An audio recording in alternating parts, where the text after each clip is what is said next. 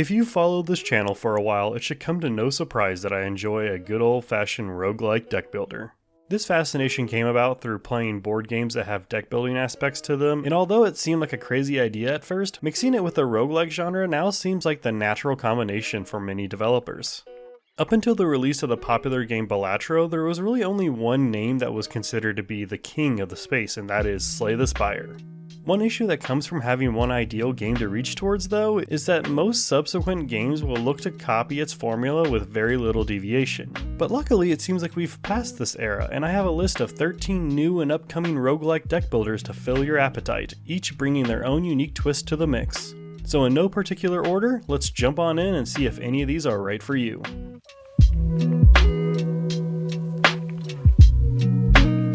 Let's start off this list with the newest game to release, and that is my favorite song by Creedence Clearwater Revival, Toads on a Bayou.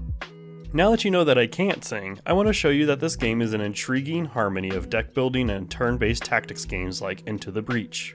The evil Baron Samedi has begun unnaturally twisting the life around him, and after destroying the nearby town, you set out as one of 3 protagonists to take back the Bayou before you all croak.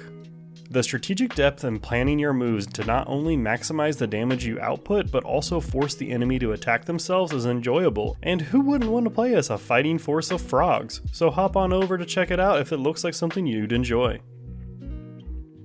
Let's keep this anthropomorphic saga going with Vegangsters. Set to release sometime in 2025, this roguelike deck builder features real-time mechanics for playing cards. Set in a noir style, Vegangsters has you fighting the worst criminals with a twist. Instead of utilizing a pool of resources, you play cards that advance on a timeline with stronger cards slowing you down, making you not only potentially perform actions slower, but also delay drawing a new hand, which happens when you reach the end of the timeline.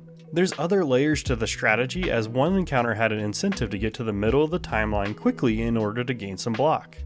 The absurdity of the theme and the art is by far one of the more interesting aspects of the game, and there is a demo available, although it can be a little buggy at times. But make sure you keep your eye on this if you want to sink some time into it. Get it? Time? Yeah, let's just move on then. The oldest of the new games on this list is a sci-fi game called Zet Zillions.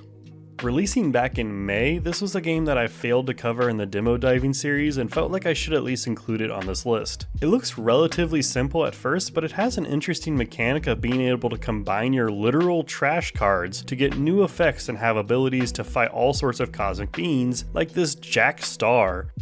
The game even gives you the ability to fight or colonize whole planets. I will say that in the time that I've spent playing the game, I've found that it's much easier to get to the optimized deck in a run when compared to other games, but there's a pretty good story behind everything, and for the price you will easily get your money's worth if you give it a shot. Sticking around in the vein of the sci-fi futuristic setting, we have the upcoming game Deck.RX, the deck building racing game. I covered this game in my short-lived short series, Rapid Reviews, but I want to mention just how much fun this demo has been. Akin to the board game Heat Pedal to the Metal, you utilize the cards in your hand to manage the speed of your vehicle, with each turn seeing you move forward spaces equal to your current speed value. If you end your turn on the same space as another racer, then you jostle for positioning using your strength skill. The loser not only goes back one space, but ends up losing health. If you think speed is going to be the key though, the sharp corners on the map will prevent you from advancing, as each corner you take above the speed limit will also reduce your health.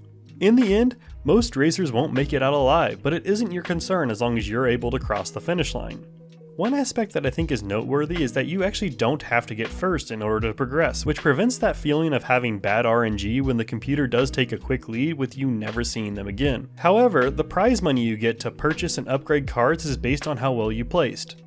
With no release date set, I may need to pump the brakes on excitement, but that won't stop me from picking this up when it does eventually release.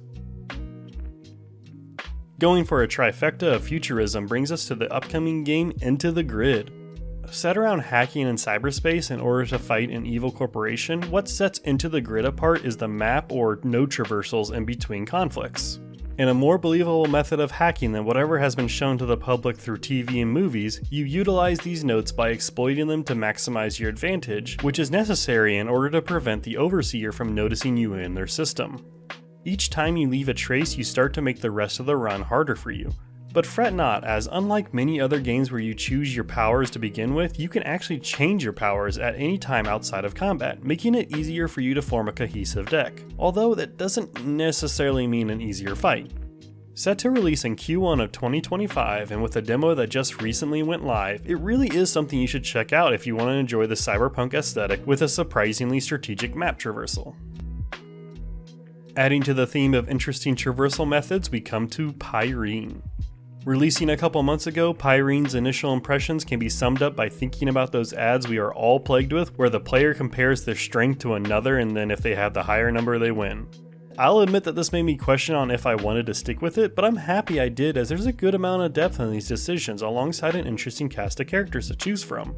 It is up to you to gather resources to rebuild your village and take on the evil forces that have brought chaos to the land. I will say that this game is one that is easy to judge based on looks, and I even scrapped a potential thumbnail for this video that used their art, but I will say that the art is more pleasant while playing, and it is worth a go if you like to plan your moves several steps in advance. Thinking a few moves in advance is also the demand from the game Shogun Showdown. This two-dimensional puzzle-like deck builder sees you utilizing moving alongside a variety of weapons in order to vanquish your foes. Moving, using your power, using a weapon, or loading a weapon into a queue all uses an action, with each use having the enemies act in a variety of ways. Executing the perfect combo will make you feel unstoppable, but you will need to be mindful of the time it takes to reset your various skills and abilities, otherwise you're going to be caught out in a vulnerable position. Oh wow, I'm boned. If you think you can manage space in a tight spot, then be sure to check out this game and see if you can take on the Shogun. Just getting past the halfway point, and if you enjoy this list and want to see more, consider subbing to the channel and letting me know down below what you liked from this and what other genres you would like to see. But with that, we're going to move on to a game that I'm actually a little bit hesitant on, and that is Warlords of the Deck. Taking the approach of a mix between historical and fantastical setting, this game's version of deck building is drafting new units to put into a formation which is set out to fight another army in auto-battler style. There's a variety of faction leaders with different abilities to influence the fight, but I'll be honest and say that I'm not entirely set on this one, as there seems to be an imbalance of power as you play. In the campaign, you're set up against a mix of AI and other players' lineups, which can heavily influence how easily you win or lose a fight, especially given that the tactical aspect of the game is barely there outside of where to line up troops and trying to merge 3 of the same unit to make a stronger unit. The major reason why I included this on the list is because I do think that there is a good amount of potential on this game, and with being such a low price, it's easy to spend a few hours on some dumb fun of clashing large armies together.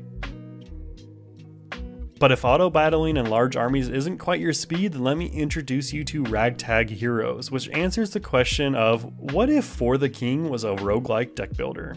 This game supports up to 3-player co-op as you craft your decks and manipulate the battlefield in order to defeat your foes and save the realm. There's tons of interesting decisions to be made, like when resting, one character actually must guard watch, which means that they won't recover health.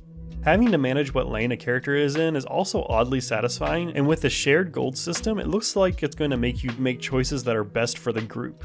Set to release sometime in Q4 of 2024, aka sometime now, Ragtag Heroes looks like it's going to be an enjoyable challenge for you and your friends.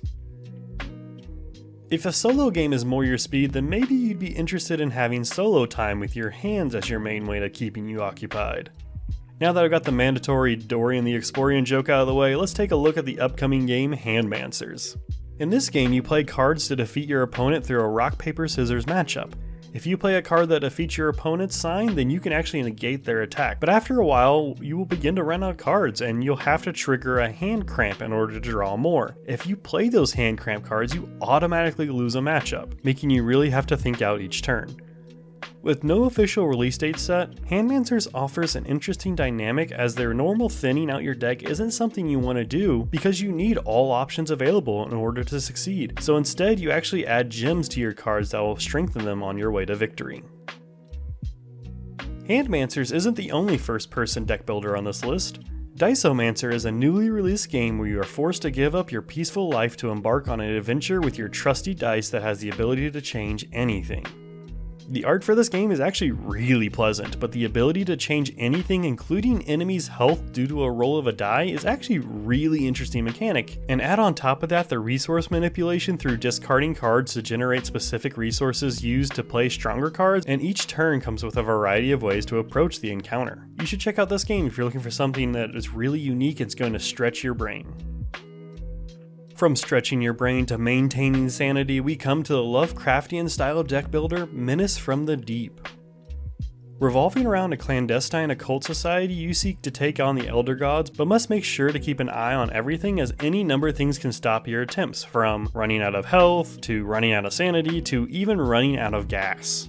Borrowing ideas from several other games and deck building roguelikes like the card upgrade system from Griftlands and the map traversal akin to Banners of Ruin, this game really delivers on all fronts, and the theme is done so well that it felt like I was playing an extension to the board game Mansions of Madness. You should check this out if you're looking to dive deep into the oddities occurring around the town of Innsmouth.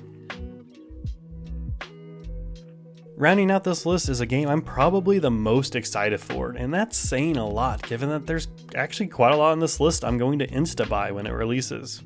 As We Descend is an upcoming strategy survival style game where you're trying to keep a city from tearing itself apart while also defending it from all manners of enemies. The traditional map is replaced with areas of the city where you have to send selected units from your hand to investigate various happenings, with some of those units having a higher chance to succeed on the various skill checks. A nice touch is that losing a skill check actually grants you with a permanent boost to that skill, so it isn't always lost if you failed at that. After completing what you can around the city, you send your forces out to ward off the enemies waiting to break down your gates. This fighting is where the deck building aspect comes into play, and having to manage your distance from units as well as the satisfying system of being able to break your enemy's armor to do crit damage is a highlight that will keep you coming back for more, so keep on the lookout for when it does release. And with that, this wraps up the list of the new and upcoming roguelike deck builders. Leave a comment below letting me know if there's one or two that stuck out to you, or if there's another genre that you'd like to see in the future. Consider subscribing to see more content like this alongside the demo diving and upcoming deep dives for specific games, but that'll be it for this video. I hope you have a great rest of your day, and as always, be kind to one another. Shoutouts go to Relativity, Naughty Dog is King, Chaos, and Kamikolo alongside all those subbed to the channel. This video was actually a lot of fun to make, so I hope you got to see some new titles, and I'll try to make more of them in the future. Stick around for more videos coming weekly, and I will see you soon.